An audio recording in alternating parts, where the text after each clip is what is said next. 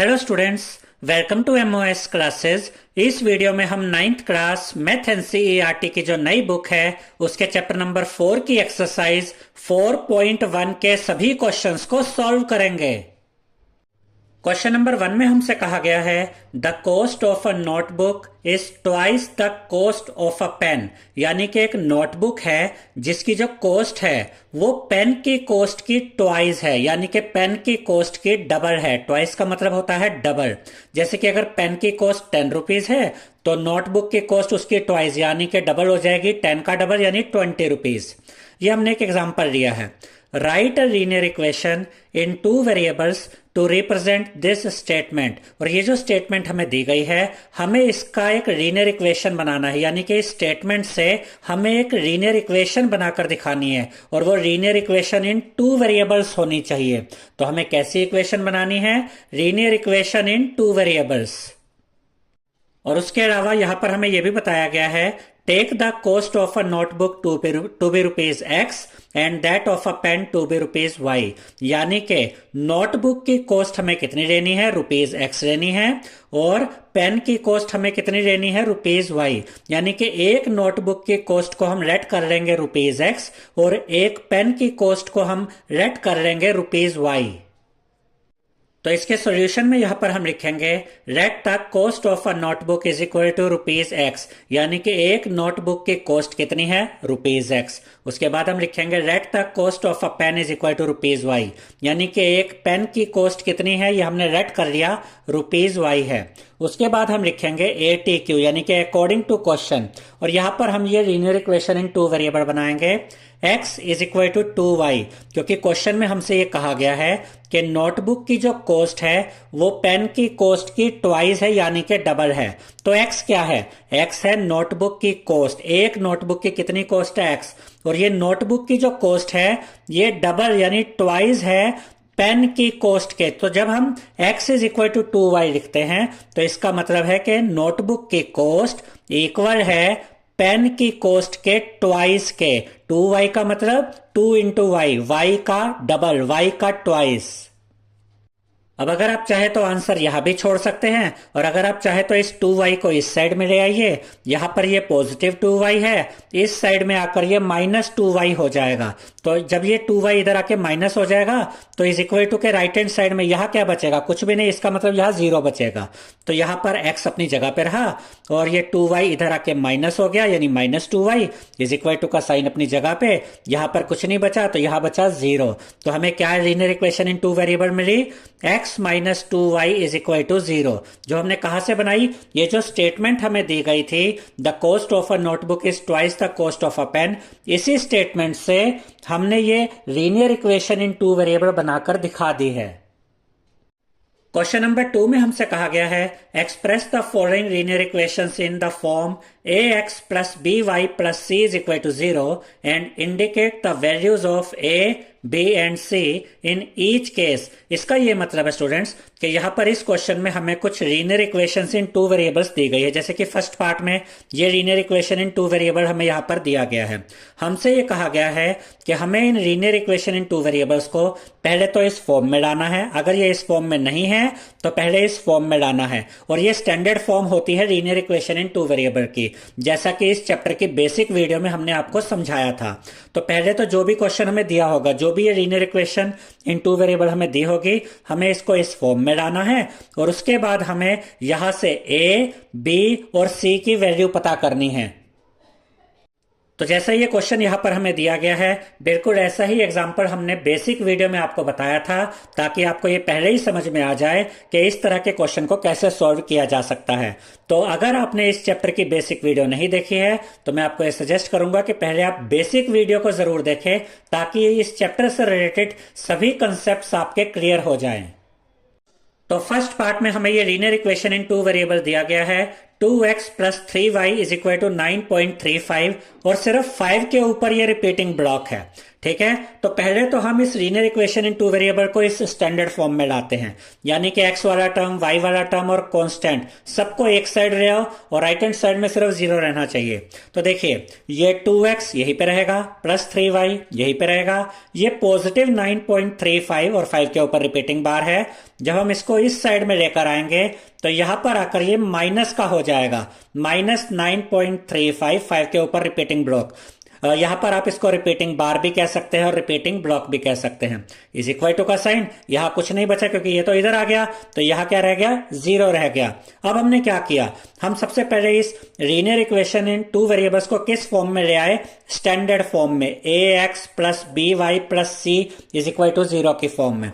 अब देखिए a क्या होता है, जो x का कोएफिशिएंट है, जो x के साथ मल्टीप्लाई हो रहा है वो a है, जो y के साथ मल्टीप्लाई हो रहा है वो y का कोएफिशिएंट यानी वो b होगा, और ये तीसरे नंबर पे क्या आएगा, कांस्टेंट आएगा। तो देखिए x के साथ क्या है 2, तो a की जगह, यहां जो a है, a की जगह कौन आ गया, 2 आ गया। ऐसे ही y के साथ क्या होना चाहिए, b, तो y के साथ कौन मल्टीप्लाई हो रहा है, पॉजिटिव 3, तो y के साथ क्या है, पॉजिटिव 3 है। उसके बाद प्लस सी, लेकिन सी की जगह यहां प्लस नहीं होकर माइनस है, तो सी की वैल्यू माइनस 9.35 हो जाएगी और 5 के ऊपर रिपीटिंग बार आएगा। तो a इज इक्वल टू 2 जो हमें यहां से मिला, b इज इक्वल टू 3 जो हमें यहां से मिला, ये दोनों तो पॉजिटिव ही थे। c is equal to minus 9.35, 5 के ऊपर रिपीटिंग ब्लॉक जो हमें यहां से मिला। सेकेंड पार्ट में हमें ये linear equation in two variable दिया गया है, x minus y upon 5 minus 10 is equal to 0। इस बार देखिए x का टर्म, y का टर्म और ये constant already left hand side में है, तो यहाँ पर हमें कोई इंटरचेंज तो करना नहीं, यानी कि यहाँ पर वैल्यूज को इधर उधर नहीं लाना। इसको अब ध्यान से देखिए स्टूडेंट्स, यहां पर हमें दिया गया है x minus y upon 5 minus 10 is equal to 0। अब देखिए x के साथ कुछ नहीं है, मतलब x के साथ 1 है, तो यानी x को हम इस तरीके से लिख सकते हैं 1 इंटू एक्स। 1 इंटू एक्स का मतलब x ही तो होता है, तो x के साथ उसका कोएफिशिएंट क्या हुआ, 1, यानी a की जगह तो 1 आ जाएगा। अब इसको देखिए, ये माइनस का साइन आया, y अपॉन 5 को हम इस तरीके से लिख सकते हैं 1 अपॉन 5 इंटू वाई। आप इसको सोल्व करके देखिए वापस यही आ जाएगा, y को इंटू करेंगे 1 के साथ यानी ऊपर y आ जाएगा और अपॉन में 5 रहेगा, यानी माइनस वाई अपॉन 5 को हमने इस तरीके से लिख दिया माइनस 1 अपॉन 5 इंटू वाई। तो y के साथ मल्टीप्लाई में क्या है, माइनस 1 अपॉन 5, तो y का कोएफिशिएंट माइनस 1 अपॉन 5 हुआ, यानी कि यहाँ b की वैल्यू माइनस 1 अपॉन 5 आएगी। तो उसके बाद c यानी कांस्टेंट की जगह है माइनस 10, तो c तो माइनस 10 रहेगा। तो a इज इक्वल टू 1 जो हमें यहां से मिला, b is equal to minus 1 upon 5 जो हमें यहां से मिला, c is equal to minus 10 constant जो हमें यहां से मिला। बस आपको ये वाला पॉइंट याद रखना है और ये वाला पॉइंट कि आप x को ऐसे लिखेंगे 1 इंटू एक्स और माइनस वाई अपॉन 5 को आप इस तरीके से लिखेंगे, तभी आपको पता चलेगा कि a की जगह क्या है और b की जगह क्या है। c तो हमें नजर आ ही रहा है, तो a की वैल्यू 1, b की वैल्यू माइनस 1 अपॉन 5, c की वैल्यू माइनस 10।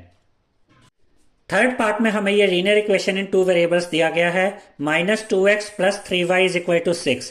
अब देखिए स्टूडेंट्स, कई बार ये कांस्टेंट में बच्चे गलती कर जाते हैं, उनको यहाँ पे नंबर नजर आता है 6, तो वो कहते हैं कि c 6 होगा। नहीं, पहले आप इसको इस साइड में लेकर आएंगे इसकी स्टैंडर्ड फॉर्म में, उसके बाद ही आपको सही साइन पता चलेगा इस कांस्टेंट का। तो ये माइनस 2x अपनी जगह पे, प्लस 3y अपनी जगह पे, इस पॉजिटिव 6 को पहले इस साइड में लेकर आइए, यहां आकर ये माइनस 6 हो गया, इज इक्वल टू का साइन, यहां कुछ नहीं बचा तो यहां 0 रहे, यहां पर 0 आएगा। अब देखिए x के साथ क्या मल्टीप्लाई हो रहा है, माइनस 2, यानी x का कोएफिशिएंट माइनस 2 है, तो a की जगह तो माइनस 2 है, और y का कोएफिशिएंट है पॉजिटिव 3, तो b के लिए क्या लिखेंगे, पॉजिटिव 3। और कांस्टेंट अब क्या है, c की वैल्यू क्या है, माइनस 6। अगर आप यहां से वैल्यू लेते तो गलत हो जाता, यहां इस साइड आने के बाद ही इसका सही साइन पता चलता है। तो देखिए a is equal to minus 2 जो यहां से पता चला, b is equal to positive 3 जो यहां से पता चला, और c यानी constant is equal to minus 6 जो हमें यहां से पता चला। फोर्थ पार्ट में हमें ये linear equation in two variables दी गई है, x is equal to 3y। अब देखिए पहले तो हम x और y वाले टर्म्स को एक साइड में कर लेते हैं। x तो अपनी जगह पे रहेगा, ये पॉजिटिव 3y को जब हम इस साइड लेकर आएंगे तो यहां पर आकर ये -3y हो जाएगा, इज इक्वल टू का साइन इस साइड में कुछ नहीं बचा तो यहां 0 रहेगा।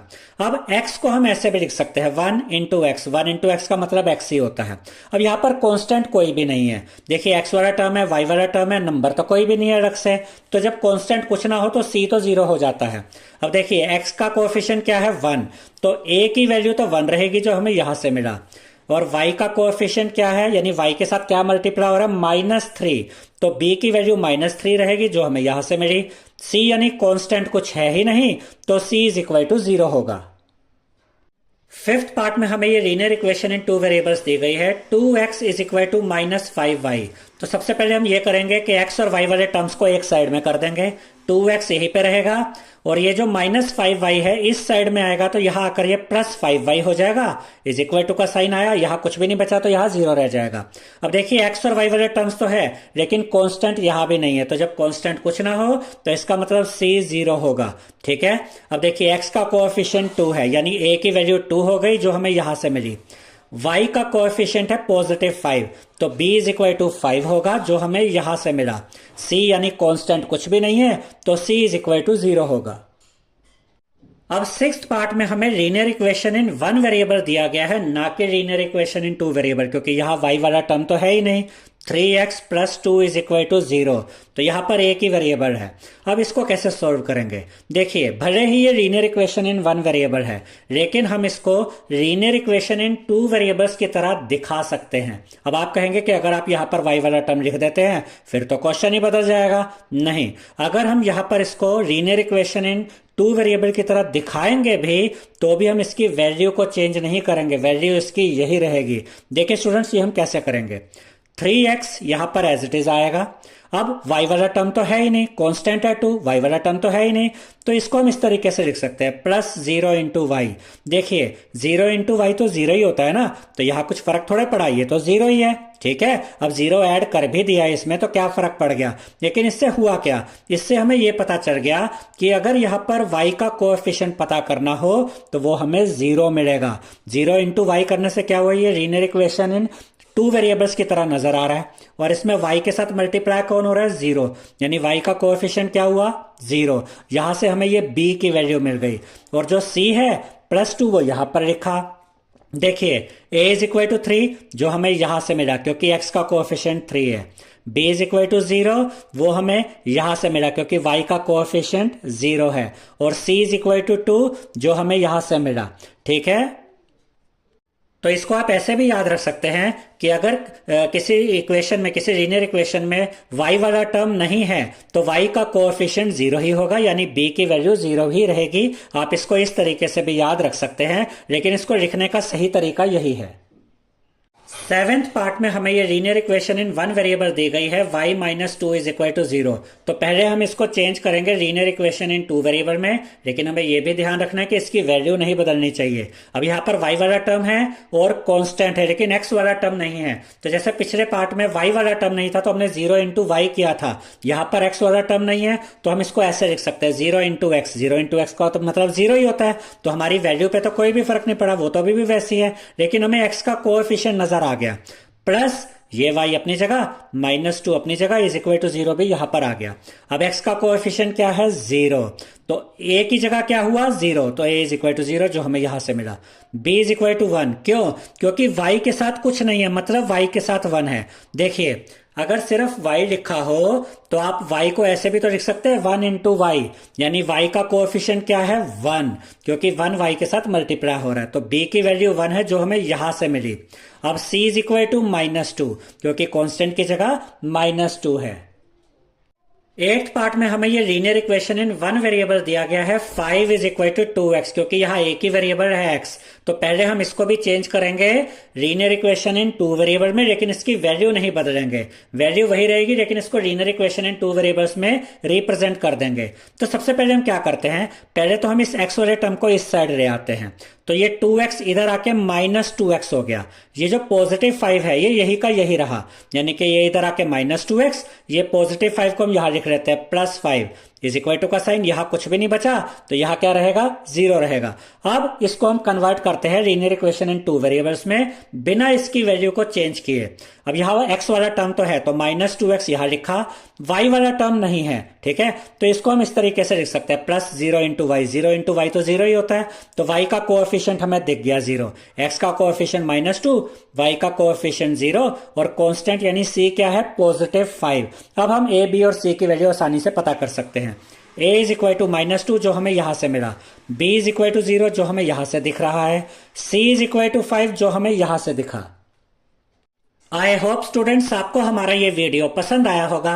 अगर आपको हमारा ये वीडियो पसंद आया है तो इस वीडियो को लाइक करें, शेयर करें, हमारे चैनल को सब्सक्राइब करें और बेल आइकन बटन जरूर दबाएं जिससे हमारी हर नई वीडियो का नोटिफिकेशन आपको मिलता रहे। Thank you.